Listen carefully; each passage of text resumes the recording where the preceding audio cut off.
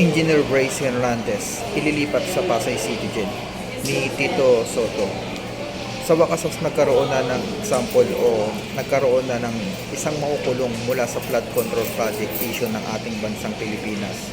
Ito ay si Engineer Bryce Hernandez na kung saan siya ay ililipat ni Tito Soto sa Pasay City Jail.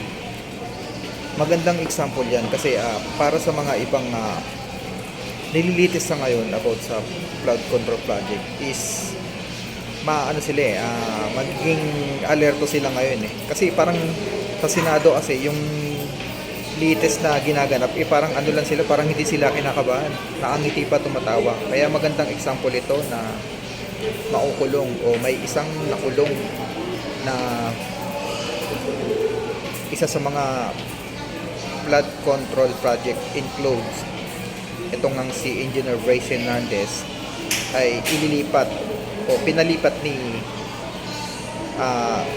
Tito Soto sa Pasay City Jail. Magandang panimula ito para talagang magseryoso na sila sa paglilitis lalo na sa mga nasasakdal about sa flood control project natin.